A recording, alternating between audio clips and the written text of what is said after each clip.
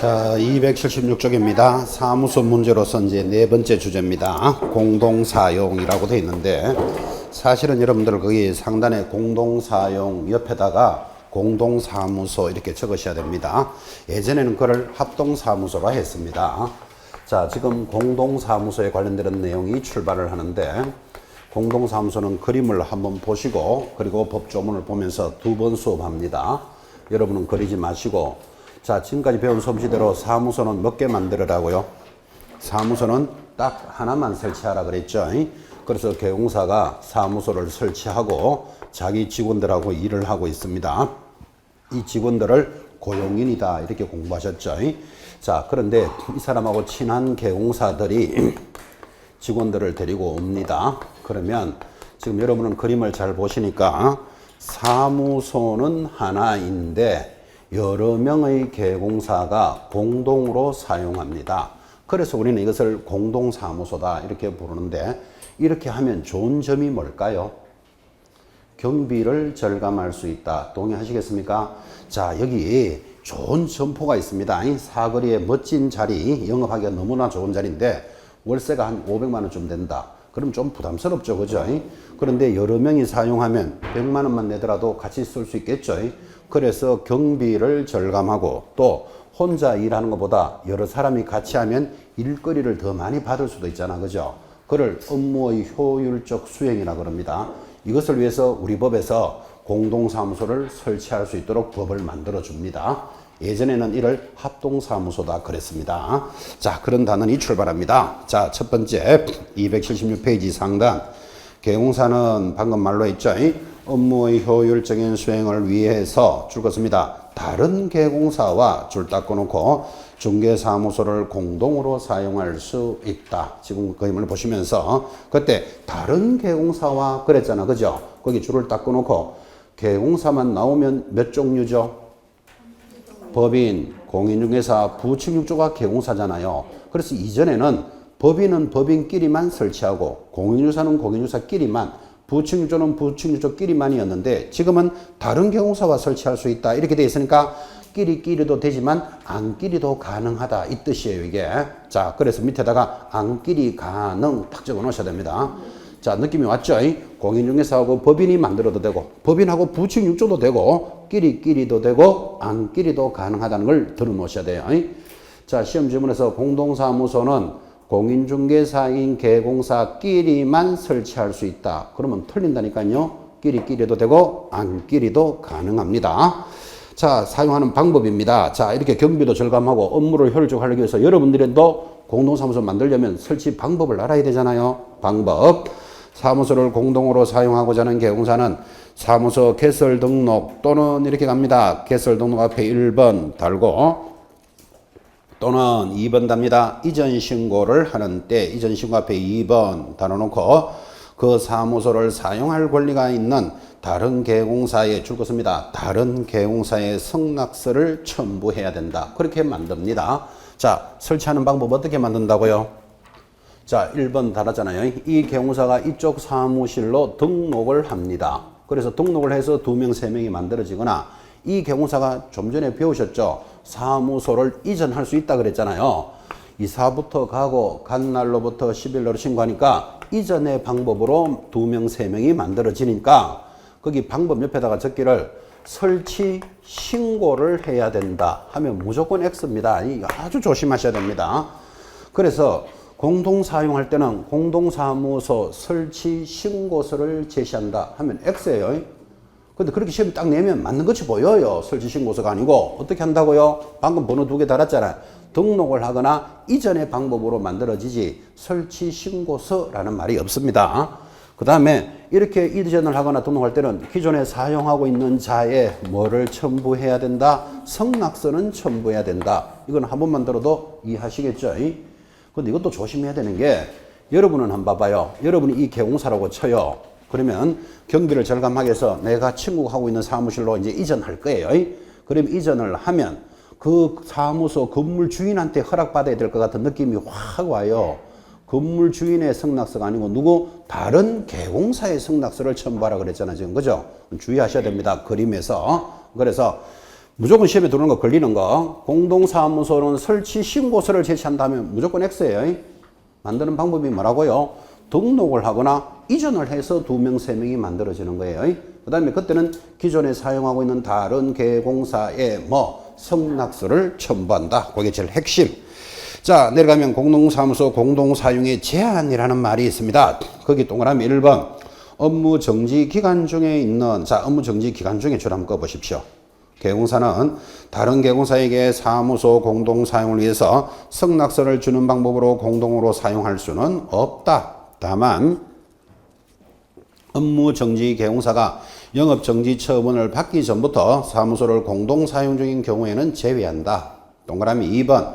역시 업무 정지 기간 중에 있는 개공사가, 자, 업무 정지 기간 중 다시 줄 한번 꺼보시고, 다른 개공사의 사무소를 공동으로 사용하기 위하여 이전 신고를 하는 방법으로 공동 사용할 수는 없다. 지금 뭔가 긴 말이 지나갔는데 1번, 2번의 공통점이 뭐죠? 업무 정지 중인 자는 공동사무소 설치할 수 없다. 이게 공통점이잖아요. 1번, 2번. 그죠? 지금 당연한 이야기입니다. 봐요. 지금 여기 4명이 공동사무소를 설치해서 운영한다고 칩시다. 근데 이 개공사가 예를 들어서 업무 정지를 받았어요. 당신 1월 1일부터 5월 1일까지 업무 정지, 이렇게 업무 정지가 나오니까, 업무 정지 내렸다고? 나 친구 사무실로 이전해서 공동으로 할 거야. 이거 된다, 안 된다? 안 된다. 이 말이잖아. 업무 정지 중인 자는. 그죠? 상식입니다. 그런데 지금 보다시피, 지금 공동사무소가 설치되어 있는데, 이 개공사가 업무 정지 받았어요. 그러면 다른 2사람은 그대로 공동사무소 할 수 있다. 지금 그 이야기가 지나간 거예요. 그래서 한마디로 말하면 업무 정지 중인 자는 기간 동안 공동사무소 설치할 수는 없다. 이해하시죠? 근데 만들어져 있는 자 중에 한 사람이 업무 정지면 나머지들은 그대로 해도 된다. 그리고 업무 정지라는 말 그래서 쫙 지나간다고 한 번만 들어도 되고. 자, 그래서 업무 정지에 관련되는 내용들이 정리가 됩니다. 그 밑에 주의 한번 볼까요? 자, 주의는 말 그대로 주의하셔야 되고, 지금 우리 이 요약집의 가장 좋은 장점이 그 주의들이 전부 시험에 나왔던 것들이에요. 그럼 여러분 다시 나왔다면 어떻게 처리할 것인가를 잘 보라고요. 1.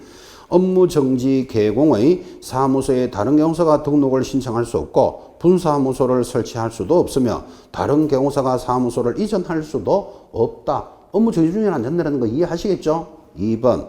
휴업 중인 개공사는 공동사용을 위한 성낙서를 주는 방법으로 다른 개공사와 사무소를 공동으로 사용할 수 있다. 이게 무슨 말인가 하면, 자, 지금은 여기 봐요. 업무 정지라 그랬는데 이 개공사가 지금 휴업하고 있어요. 휴업. 좀 쉬고 있어요. 그러면 쉬고 있을 때는 이전하면 된다, 안 된다? 된다고. 중개업을 안 하고 있지. 사무실 이전하지 말라는 건 아니잖아요. 휴업한 자, 그죠? 성낙서를 받아서 이전할 수 있다. 3번. 업무 정지 중인 개공사는 다른 개공사의 사무소를 공동으로 사용하지 않는 방법으로 사무소를 이전할 수 있다. 그러니까 업무 정지 중인 자도 공동사무소 말고 다른 데로 이전하는 건 된다, 안 된다? 된다고. 업무 정지 중인 자도 업무가 정지돼 있지 이전을 못하게 하지는 않는다고. 되겠죠? 그 의식을 1, 2, 3을 잘 보셔야 됩니다. 자, 이어지는 단어는 인장 등록입니다. 지금부터 제목 하나의 한 문제씩입니다. 자, 인장을 등록하라 라는 단어인데 제목 하나에 한 문제 나옵니다. 여러분, 인장이 뭘까요? 도장이죠, 도장. 도장을 등록하라 라는 단어이에요. 취지를 이렇게 이야기합니다. 중개사무소에 거래계약서를 작성하고 나면 도장을 딱 찍어 놓습니다. 그거 몇 년 보관할까요? 손 폈잖아요. 5년 보관합니다. 거래계약서 몇 년? 5년. 그 다음에 확인설명서를 작성하고 도장을 딱 찍어 놓습니다. 확인설명서 몇 년 보관?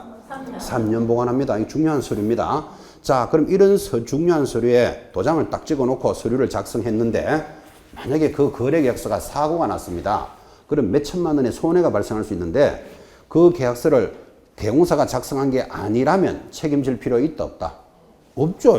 개공사 자기가 작성했다면 책임지지만, 그러면 저 계약서가 누가 썼는가를 뭘로 봅니까? 도장이 어느 게 찍혀 있는가를 본다고. 그래서 중개행위를 할 때는 자기가 사용할 도장을 딱 등록해 놓고 영업하라. 그래서 인장 등록이 들어오는 거예요. 책임 소재를 정확하게 하기 위해서 반드시 시험에 나옵니다. 자, 내려갑니다. 시기 동그라미 1번. 개공사 및 소공사는 업무를 개시하기 전에 중개행위에 사용할 인장을 등록관청에 등록하여야 한다. 그랬고 이 조문에서 문제가 4개가 숨어 있습니다. 자, 인장 책 보지 마시고 인장 등록할 사람 누굽니까?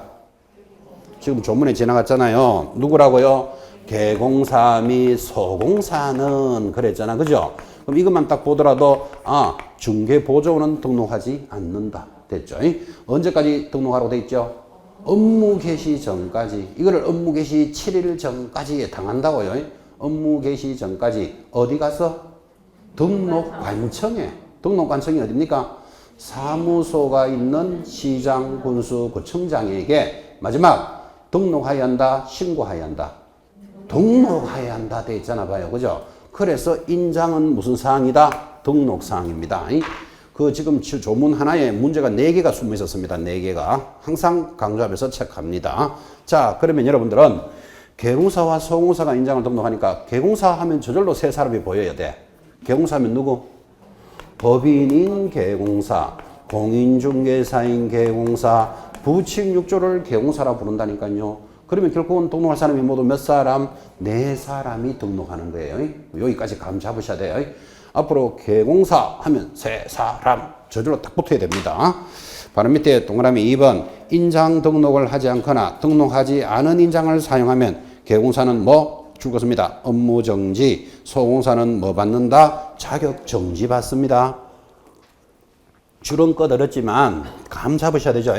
지금 인장 등록을 할 사람이 2사람이잖아요. 위반을 하더라도 개공사 아니면 소공사가 위반하겠지. 그죠? 개공사가 위반하면 뭐? 방금 줄 거잖아요. 6월 이내에 업무 정지. 소공사가 위반하면 6월 이내에 자격 정지. 그죠? 자, 그럼 이걸 그냥 줄만 끊지 말고, 인장을 등록할 사람이 2사람이니까 위반할 사람도 이 2사람이 위반하는 거예요. 됐죠? 그렇게 의식을 딱 하고 보셔야 된다고, 이거를. 그래서 내내 수업에서 강조했지만, 하나의 주제 밑에, 인장 등록이라는 하나의 주제 밑에 대상자를 다르게 처벌하는 것 시험에 잘 나옵니다. 그거 중에 이제 하나의 주제 밑에 대상자를 다르게 처벌하는 게 중개사법에 4군데쯤 있어요. 거의 매년 나와요. 그 중에 이제 첫 번째 나왔다고. 그래서 이거 특별히 기억하셔야 됩니다. 업무 정지 사유가 14가지나 되지만 시험에 제일 잘 나오는 거 이거예요. 인장 등록 위반한 개공사 업무 정지. 그 시험에서 해마다 빠진 적이 한 번도 없습니다. 업무 정지 사유가 14가지나 되지만 이거 하나라도 좀 기억해놔. 개공사가 위반하면 6월에 업무 정지, 소공사가 위반하면 6월 이내에 뭐 자격 정지입니다. 자, 드디어 등록한 인장 뭐를 등록해야 되느냐 하니까 오른쪽 올라가서 가족관계 등록부 또는 주민등록표에 기재되어 있는 성명이 나타난 인장으로서 줄 걸까요? 가로, 세로 각각 7에서 30mm 이내인 인장해야 한다. 그래서 공인중개사와 부칙6조, 소공사는 무슨 인장을 등록합니까? 하니까 주민등록상에 이름이 있고, 그리고 본명이고 이 말이겠죠. 가로, 세로 7에서 30mm 이내인 인장을 등록합니다. 여러분, 사람들이 자기 주민등록에 있는 이름이 아닌 거 사용하는 경우가 많다, 작다? 많습니다. 여러분, 보통 사람들 학교에서 쓰는 이름 다르고 집에서 쓰는 이름 다르고 이런 거 많이 있죠. 붓글씨 쓰는 사람은 뭐 호 이런 것도 있어요. 호. 그죠? 성당에 다니는 사람은 까따리나 뭐 이런 이름도 있어요. 주민등록상 이름 아니고 까따리나 뭐 이런 것도 쓴다니까. 절에 다니는 사람은 또 절에 다니는 이름 있어요. 뭐라더라. 법화명인가 뭔가 하여튼. 그죠? 그 봐봐요. 사람들이 자기 주민등록 이름 말고도 쓰는 경우가 굉장히 많다고. 특히 나훈아 이러면 그죠? 우리나라 사람들은 나훈아 하면 모르는 사람이 없잖아요. 지금 그죠? 그 나훈아 본명 아닌 거 아시죠? 나훈아 본명이 뭐죠? 모릅니까? 최모입니다. 옛날에 들었는데 잊어버렸는데. 최모. 그죠? 앙드레 김 이러면 얼마나 유명한 이름입니까? 그 본명이 박봉달인가 그래요. 아니다. 박봉남인가 그래. 김복동? 앙드레 김이 김봉남이다. 맞다. 김봉남이다. 그러니까 앙드레 김 이러면 얼마나 우리나라 사람들 다 알아듣지만 원래 본명 김봉남 이런 도장을 써야 된다. 앙드레 김 도장 쓰면 안 된다고. 그죠? 그래서 주민등록상 있는 이름이고 가로 세로 7에서 30mm 인장을 사용합니다. 그럼 법인은 무슨 도장 써야 될까요? 딱 궁금해야 되잖아요. 바로 밑에 법인은 해놓고 상업등기 규칙에 의해서 신고한 동그라미 하셔야 되죠. 법인의 인장을 등록합니다. 자, 법인의 인장인데 굉장히 중요합니다. 법인은 무슨 인장? 법인의 인장이라 그랬지.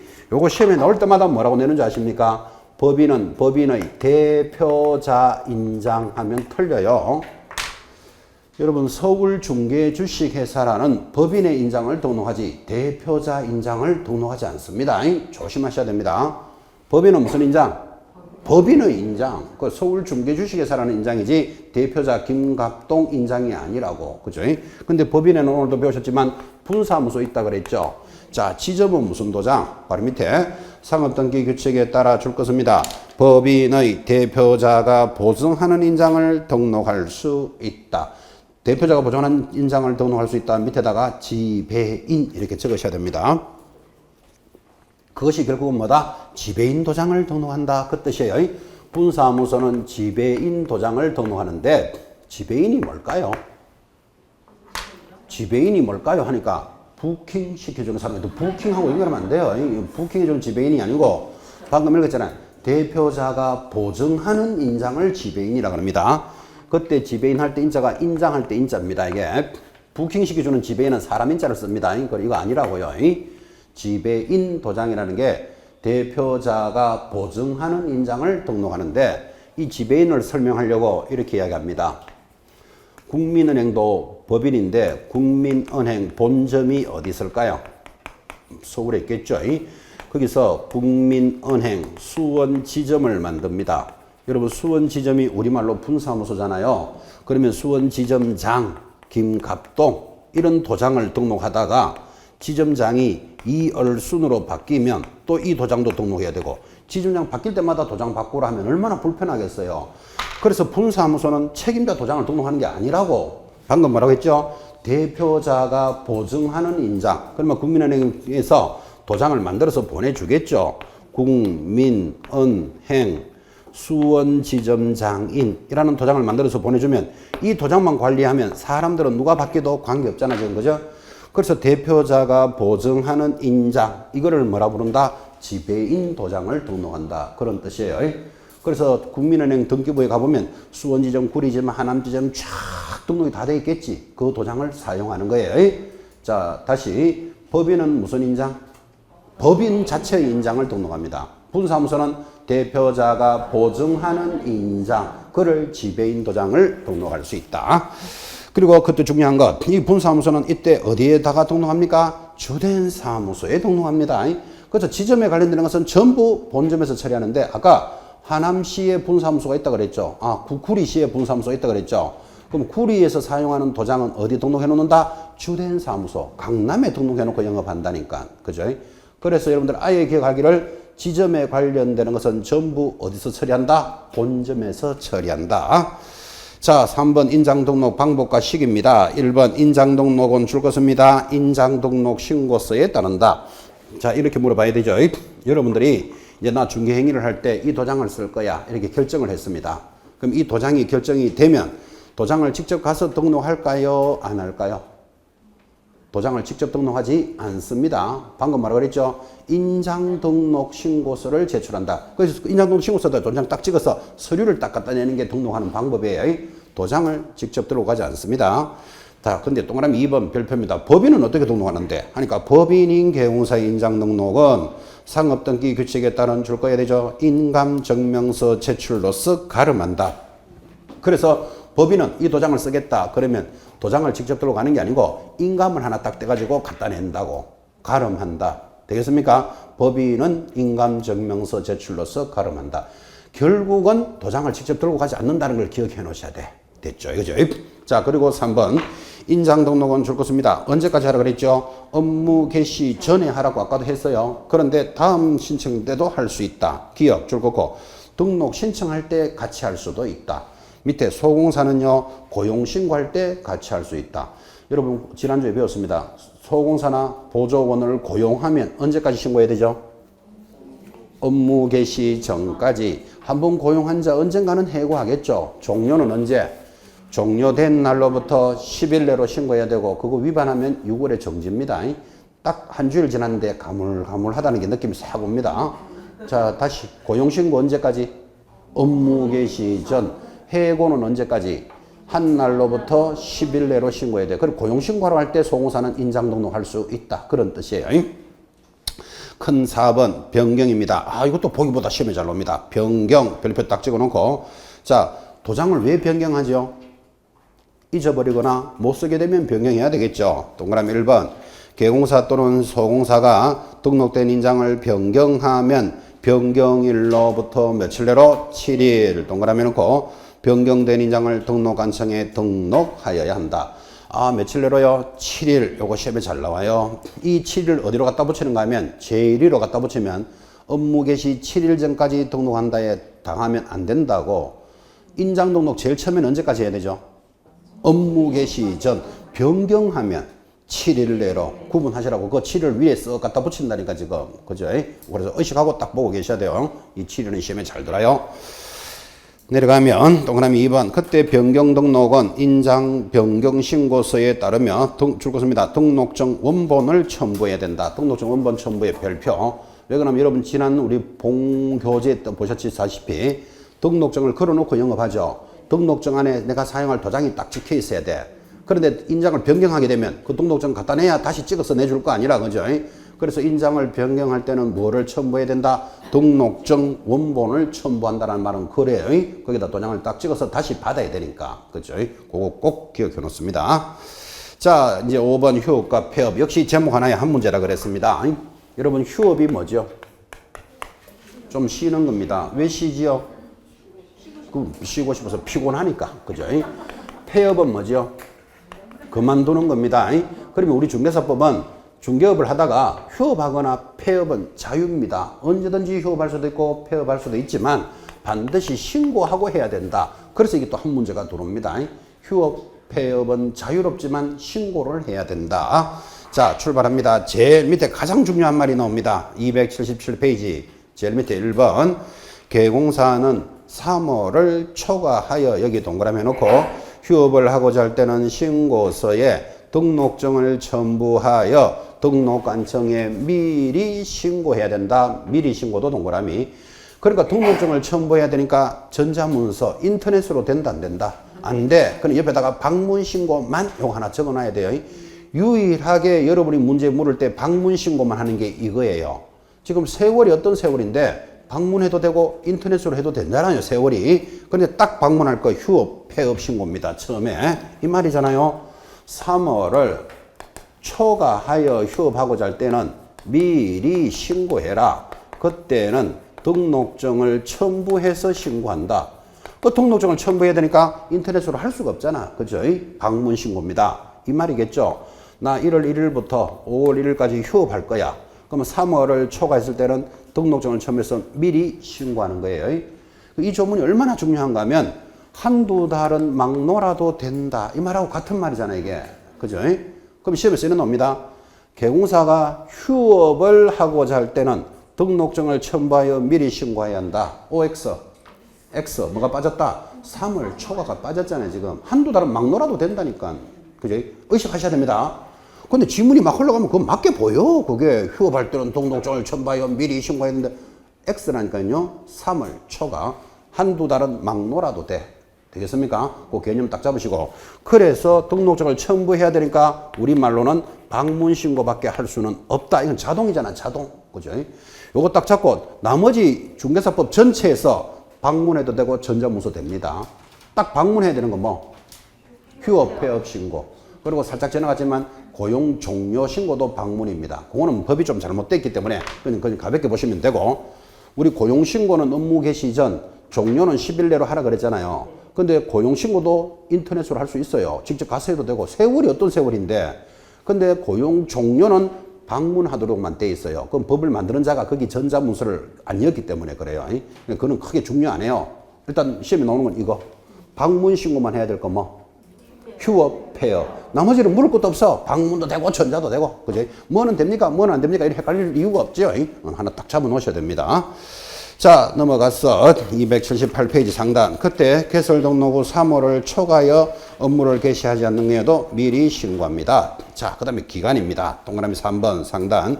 법령에서 정하여진 부득이한 사유가 없는 한 휴업기간은 얼마를 초과할 수 없다? 6월을 초과할 수는 없다. 6월을 초과할 수 없다. 중요하죠. 그러니까 봐요. 휴업을 3월을 초과할 때는 미리 신고하라 그랬으니까 얼마를 초과할 수 없다. 기준이 있어야 된다고. 이게 얼마? 6개월을 초과할 수 있어야 되는데 이게 없으면요. 그럼 사무를 초과할 때 미리 신고하라. 이러니까 어떤 놈이 나 35년 휴업할게. 이런 사람이 있다고. 35년 동안 살지 안 살지도 모르는데, 그죠? 15년 휴업할게. 그런 게 나온다고. 왜 15년 휴업합니까? 하니까 휴업이 안 끝나서 못 간다고 전해라 하고 정신없는 소리 막 한다니까, 지금. 그죠? 그래서 언제까지만 휴업해야 되는 기간이 있어야 된다고. 얼마를 초과할 수 없다? 6월을 초과할 수는 없다. 이거 중요해요. 자, 근데 부득이한 사유가 있어요. 그 부득이한 사유가 있으면 할 수 없이 6개월을 변경할 수 있다. 그 부득이한 사유가 뭡니까? 하니까 다만 3번에 도대체 찾았습니까? 질병으로 인한 요양, 동그라미, 징집으로 인한 이병, 동그라미, 취학, 동그라미, 그 밖에 이에 준하는 부득이한 사유가 있으면 6개월을 초과할 수도 있다. 요것도 시험에 나왔어요. 부득이한 사유 첫째 뭐? 요양, 병원에 입원하는 거, 입영, 군에 가는 것, 그 다음에 취학, 학교 가는 것, 이런 사유가 있으면 6개월을 초과할 수 있다. 자, 그때 2번 폐업에 대해서 설명합니다. 1번 개공사는 폐업을 하고자 할 때도 신고서에 등록증을 첨부하여 역시 등록관청에 미리 신고하는 겁니다. 여러분 여기 봐요.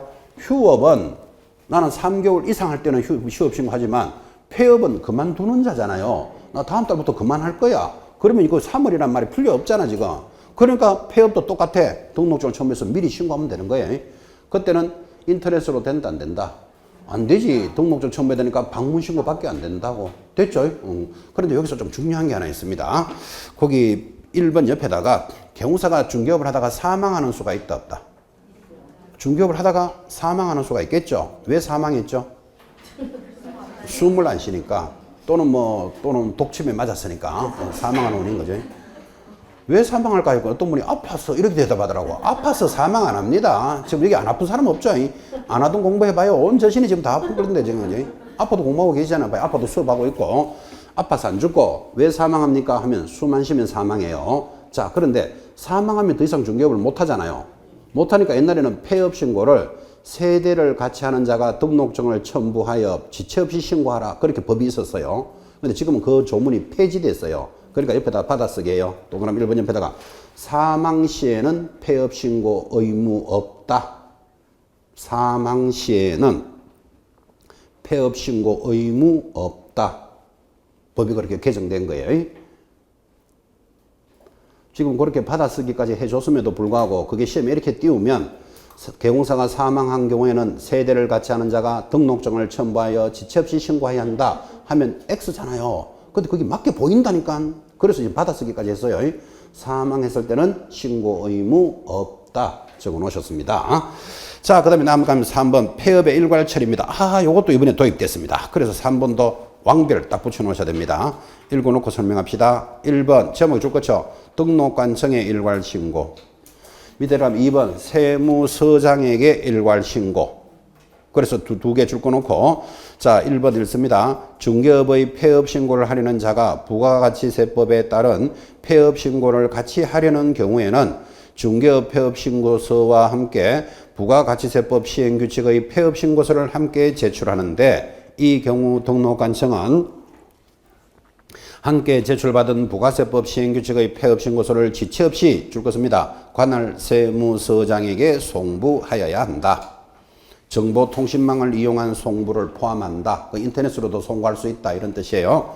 하나 더 읽읍시다. 2번 세무서장에게 일괄신고 해놓고 자 관할 세무서장이 부가가치세법 시행령 13조 5항에 따른 폐업신고를 받아 이를 해당 등록관청에 송부를 하게 되면 또 줄 것입니다.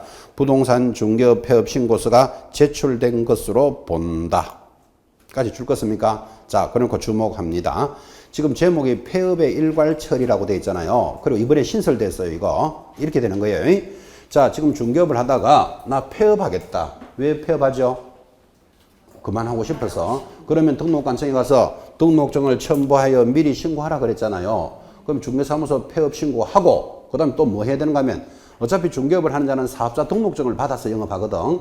근데 사업자 등록증은 어디서 관리하죠? 세무서에서 관리하는 거예요. 그러면 사업자 등록증을 받아서 영업하던 자니까 사업자 등록도 없애야 될 거 아니라, 그죠? 그리고 또 세무서 가서 사업자 등록도 폐업 신고했어요. 그러면 폐업할 때 신고 몇 번 한다? 2번. 등록관청에 가서 중개사무소 폐업하고 사업자 등록증은 관할 세무서 가서 폐업 신고를 냈는데 번거롭다고 일괄 처리해 주겠다. 지금 이래 돌았다고. 그럼 이렇게 되겠지. 중개사무소 가서 폐업 신고를 하면 거기서 세무소로 연락해서 자동으로 사업자 등록 폐업 신고 한 걸로 해주겠다고. 편해졌다, 불편해졌다. 편해졌기 때문에 알아놔야 된다고. 일괄 처리한다. 이래 됐잖아요. 그죠? 근데 2번은 마찬가지. 거꾸로도 똑같아요. 반대도. 자, 지금 중개사무소 폐업하고 사업자 등록 폐업인데 이 사람은 세무서 가서 사업자부터 먼저 폐업 신고했어요. 하고 중개사무소 폐업 신고해야 되는데 세무서 가서 신고하면 세무서장이 등록관청에 연락해 준다고. 그럼 결국은 신고 2번 하던 거 몇 번 하면 된다? 한 번 하면 된다. 그래서 일괄 처리라고 적어놨다고. 이해되시겠죠? 이건 한 번만 딱 들어도 이해되죠? 그래서 개공사를 편리하게 해주는 게 이번 법에 도입이 됐어요. 여러분 이렇게 생각하면 되죠? 아, 등록관청에 가서 폐업신고하고 세무서에 폐업신고할 거를 이제는 어디든지 먼저 하나만 하면 돼. 그죠? 거기서 통보해준다. 그런 뜻이 일괄 처리가 도입이 됐습니다. 내려갑니다. 제일 밑에 휴업의 변경신고. 자, 휴업기간을 변경하고자 할 때는 등록관청에 역시 미리 신고합니다. 뭐 전부 다 휴업은 미리 신고고 전부 전자문서 다 됩니다. 뭐는 되고 뭐도 안 되고 그 스트레스 받을 필요가 없다니까요. 휴업 폐업만 방문신고. 오른쪽에 재개신고입니다. 개공사는 휴업한 중개업을 재개하고자 할 때는 역시 등록관청에 뭐 한다? 미리 신고합니다. 미리 신고. 그때 2번 전 재개신고를 받은 등록관청은 반납받은 등록증을 언제까지 내준다? 즉시 반환해주고. 동그라미 3번 개공사는 휴업기간이 만료되지 않더라도 재개신고를 할 수 있으며 휴업기간이 만료되는 경우라도 만료 전에 재개신고를 해야 된다. 이건 무슨 소린가 하니까 여러분 한번 보십시오. 1월 1일부터 나 5월 1일까지 휴업하겠어. 그래서 3월을 초과에 휴업할 때는 미리 등록증을 첨부해서 신고하라 그랬죠. 5월 1일까지 휴업을 하고 있는데 중간에 3월 1일이 되니까 내 친구가 집을 하나 사달라 그래. 그죠? 근데 자기는 지금 휴업 중이잖아요. 그럼 나 휴업하고 있으니까 끝나고 5월 1일이 되거든 와라. 그래야 되겠습니까? 지금부터 일 시작해야 되겠습니까? 시작해야 되겠지. 그것도 지금 읽었는 게 그거잖아요. 휴업 기간 중이라도 언제든지 뭐 할 수 있다? 다시 할 수 있다고. 그러면 등록증은 언제까지 돌려준다? 즉시 반환해준다고. 이렇게 하는 게 합리적이죠? 이걸 잘못 들으면 1월 1일부터 5월까지 휴업 신고했으니까 중간 3월 1일에 집 사주세요 하면 야 휴업 끝나고 난 뒤에 와라. 그럴 수는 없는 거라고. 휴업 중이라도 뭐 할 수 있다? 재개할 수 있다. 그거 당연한 이야기입니다. 그죠? 그래서 그 개념도 한번 들어보시고.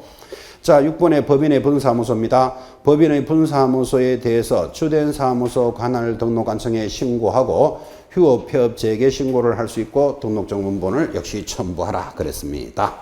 위반 시 제재 7번도 중요합니다. 별표. 왜? 제재가 2개니까. 1번. 부득이한 사유도 없이 6월을 초과하여 휴업하면 뭐라고요? 임의적 등록 취소. 임의적에 동그라미 놓고 등록을 취소할 수 있다. 이렇게 걸어놨어. 6개월을 초과하는데 부득이한 사유도 없는데. 2번. 휴업, 폐업, 재개 신고. 즉 휴업에 관련되는 거 위반하면 무조건 얼마짜리? 100만 원짜리 과태료예요. 자, 그럼 이렇게 기억하셔야 되죠. 그림을 보시면서 휴업은 3월을 초과할 때는 미리 신고하라 그랬죠. 그럼 한두 달은 신고 안 해도 되는 거예요. 그래서 놀아도 되는데 3월을 초과하면 신고해야 되잖아요. 이거 안 하면 우리 지금 했잖아. 100만 원짜리 과태료라고. 그죠? 여러분 100만 원짜리 노래 제목이 뭐죠? 이보개 문표 반납 휴업 폐업 신고 위반은 100만 원짜리예요. 그런데 잘 봐요. 자, 이 사람이 위반을 했어. 그러니까 100만 원짜리 과태료가 나왔겠죠. 개공사가 뭐라고 이야기하는가 하면 나 위반해서 100만 원 냈잖아. 100만 원 냈으니까 나 계속 신고 안 한다고. 이러면 이게 법에 안 맞다고요. 그래서 6개월이 초과되면 하나 딱 제재가 더 붙는다고 지금. 보편적으로 그렇잖아요. 앞에서 휴업 신고 위반했어. 그럼 시원하게 100만 원 과태료 부과되겠죠. 그럼 돈 낸다니까 100만 원 딱 내고 내 돈 냈지? 하고 계속 신고 안 한다면 이 법의 취지가 안 맞다고.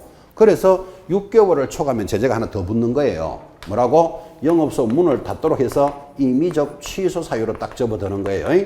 그래서 휴업, 폐업은 제재가 2개이기 때문에 이게 시험에 잘 나와요. 자, 임의적 취소 사유 암기표 27번에 있는데 노래 제목이 뭘까요? 안 보셔도 지금 제목은 잡으셔야 됩니다. 임의적 취소 사유 제목이 뭐? 임금이 등업을 하면 송기정이 유기산 선언을 한다. 이렇게 할 때 유기 뭘까요? 그거 있잖아. 지금 부득이한 사유도 없이 6월을 휴업하면 임의적 취소에 들어가 있잖아. 거기 잡았습니까? 제목 딱 잡고 계셔야 됩니다. 임금이 등업을 하면 송거정이 6이 3선을 할 때 6이 특별한 사유도 없이 6개월을 넘어가면 임의적 취소가 붙습니다. 자, 바로 밑에 279페이지. 저자가 잘 뽑아놨죠. 지금 전자문서로 할 수 있는 거, 못하는 거, 이런 거를 구분해 준다고요. 이거 객관식 문제 잘 들어와요, 이거. 자, 한번 봐봐요. 밑에 중요 해놓고 전자문서로 신고할 수 있는 것, 고용신고. 근데 고용종료 신고는 X 돼 있잖아, 그죠? 그럼 여러분 고용종료를 요래 뽑아가 방문 요래 적어놔야 돼. 지금 두 개인데 이거는 법이 잘못 만들어져서 그런 거예요, 사실은. 어쨌든 간에 고용종료는 방문해야 돼. 그 다음에 밑에 보면 인장 등록, 등록 인장 변경, 휴업 변경, 재개 신고 전부 다 뭐 전자문서로 다 되는 거예요. 그럼 옆에다 한번 더 적기를 휴업 폐업 신고는 받아쓰게요. 휴업 폐업은 방문만. 그럼 다 나왔잖아. 방문만 두 개 빼내면 전부 다 전자 다 된다니까요. 휴업 폐업만 방문. 그 다음에 고용 종료 방문이에요. 그 다음에 2번 등록증 원본을 첨부해야 되는 거. 1번 사무소 이전할 때 등록증 아까 제출하라 그랬죠. 그럼 당연히 원본 가져가야 되지. 2번 인장 등록이나 변경할 때 등록증 원본 가져가야 된다 그랬죠. 그 도장 딱 찍어서 새로 받아야 되니까. 3번 휴업이나 폐업할 때 등록증 사본 가져가요, 원본 가져가요? 원본 딱 갖다 내야 돼. 원본 갖다 내는 거 3개 딱 잡으시면 되잖아요. 3개. 그 다음에 업무 정지를 받으면 자 등록증 반납한다 안 한다? 안 합니다. 그런데 봐요. 휴업을 할 때는 등록증 첨부하라 그랬잖아. 그래서 이거 비교해서 묻는다고. 업무 정지 받은 자는 등록증 갖다 낸다 안 갖다 낸다? 안 갖다. 당신은 1월 1일부터 5월까지 업무 정지 받았어요. 영업 정지. 등록증 갖다 낸다 안 갖다 낸다? 안 갖다 낸다니까. 그래서 이거 잘 봐야 된다고요. 업무 정지에는 등록증 반납 안 합니다. 업무 정지기간이 만료되면 신고한다 안 한다? 안 합니다. 왜 안 하는가 하면 등록증을 안 갖다 냈으니까 받을 필요 없잖아. 그걸 끝나면 바로 영업하는 거예요. 재개 신고 안 합니다. 사무소 출입문에 정지를 받은 사실을 표시해야 된다 하면 X에 X 표시한다 안 한다? 안 해요. 옆에다가 갈로 열고 매수 신청 대리는 표시한다 갈로 닫고 갈로 열고 매수 신청 대리는 표시한다 갈로 닫고 비교해야 돼요. 매수 신청 대리가 뭐죠? 경매잖아, 경매. 그죠? 자, 지금 무슨 뜻을 이야기하는가 하면 중개사무소 앞에 내가 1월 1일부터 뭐 5월 1일까지 업무 정지 중이다. 업무 정지 중. 이런 거 표시할 필요 있다, 없다? 없다. 지금 이야기하는 거예요. 옛날에는 있었어요. 옛날에는 1월 1일부터 5월까지 업무 정지 받으면 업무 정지 중이라고 써붙여라 그랬어. 그런데 개공사들이 지질이 말 안 듣는 거라 1월 1일부터 5월 1일까지 여름 휴가 중 이러고 가는 거야, 이제. 여름 휴가 중 1월 달부터. 아니면 또 뭐 내부 수리 중 이러고 가는 거라. 그래서 말 안 들으니까 하지 마라, 표시. 그죠? 그래서 업무 정지 받은 거 표시할 필요 있다, 없다? 없다고. 지금 없다 돼 있잖아. 그런데 경매 업무를 가면 우리가 마지막 시간에 하는 매수 신청 대리 들어보신 적 있죠? 경매 업무는 업무 정지 받으면 업무 정지 중이라고 표시해야 된다고. 그죠? 그래서 그거 비교해 놔고요. 매수 신청 대리는 표시한다 갈로 닫고. 그 다음에 4번 지체 없이 간판을 철거할 필요 없다. 업무 정지 받은 자 간판 철거할 필요 있다, 없다? 없다. 왜 없다? 정지 끝나면 일할 건데 왜 간판 철거합니까? 되겠죠? 무슨 느낌? 지금 밑에는 3가지 표 꾸준히 계속 보셔야 돼. 그죠? 어렵지도 않지만 또 시험 칠 때 잘 헷갈려. 예를 들면 바로 밑에 업무 정지 받았을 때도 간판을 철거해야 돼. 업무 정지 받은 놈은 위반한 자거든. 위반했으니까 이거 간판 철거해야 될 것 같은 느낌이 확 온다니까 지금. 그죠? 지금 보고 계시는 제일 하단의 표, 중요표 꾸준히 자기 걸로 찬찬히 보셔야 됩니다. 넘어가서 고용신고, 종료신고 양식 보고 계시고 이전신고서, 분사무소 설치 신고 표적 양식 쭉 보고 있습니다. 양식도 눈여겨보셔야 됩니다. 넘어가니까 286페이지. 이제부터 이제 우리 중개사법의 본론이 들어옵니다. 중개계약 및 부동산 거래 정보망. 이제 계약이라는 단원으로 접어듭니다. 10분 쉬었다가 중개계약 합시다.